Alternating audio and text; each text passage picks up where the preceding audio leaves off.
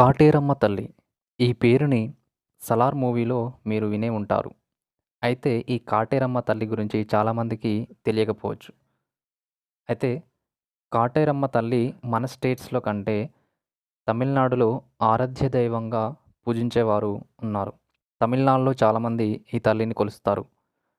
సాహిత్యపరంగా పార్వతీదేవి యొక్క మరో రూపమే మహాకాళి రూపం.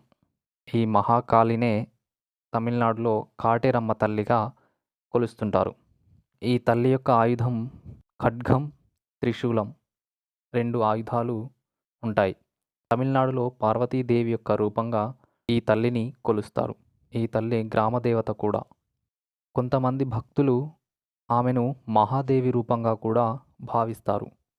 కలియుగంలో అనారోగ్యాలను నాశనం చేసే బాధ్యతను కలిగి ఉంటుంది అని ఆ భక్తుల యొక్క నమ్మకం. తమిళ జానపద కథల ప్రకారం శివుడు ఒకసారి తన భార్య పార్వతితో కలిసి వారి మంచం మీద సేద తీరుతున్నారు. ఒకరోజు అర్ధరాత్రి పార్వతీదేవి లేచి మళ్ళీ సూర్యోదయానికి ముందే తిరిగి వస్తుంది. ఈ విషయం గురించి పరమశివుడు పార్వతీదేవిని ప్రశ్నించగా అప్పుడు పార్వతీదేవి అయోమయంలో పడింది. మరియు రాత్రంతా ఆమె తను ఎటువైపు వెళ్ళలేదని, నేను ఇక్కడే ఉన్నానని చెబుతుంది. శివుడు మరోసారి ఇలా జరగడం గమనించాడు. శివుడు పార్వతీదేవిని కైలాసం నుండి అడవికి వెళుతుండడం చూసి పార్వతీదేవిని వెంబడించాడు. అంటే తన వెనకాల ఫాలో అయ్యాడు. అప్పుడు పార్వతీదేవి కాళి యొక్క భయంకరమైన రూపాన్ని ధరించి శవాలను తవ్వి వాటిని తినాలనే ఉద్దేశం ఉండడంతో శివుడు అది గమనించాడు. పార్వతీదేవిని ఏ విధంగానైనా అడ్డుకోవాలని నిశ్చయించుకొని అడవి మార్గంలో ఒక చిన్న గుంత తవ్వాడు. కాళీమాత ఆ గుంతలో పడి శివుడిని చూసింది. శివుణ్ణి చూడగానే ఆమె తన చర్యలకు పశ్చాత్తాపంతో నిండిపోయింది. ఇలాంటి కర్మలను ఇక్కడనే నేను అంతం చేస్తానని శివుడికి వాగ్దానం చేసింది పార్వతీదేవి.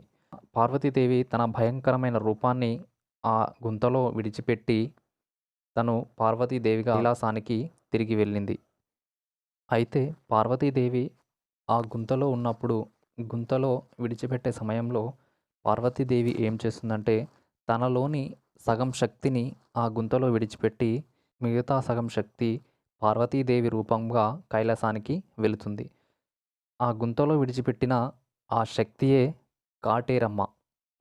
ఆ విధంగా కాళీమాత రూపం నుండి కాటేరమ్మ రూపంగా మారి అనారోగ్యాలను నాశనం చేసే మరియు ఆమె భక్తులను రక్షించే దయగల దేవతగా కొలువుదీరింది.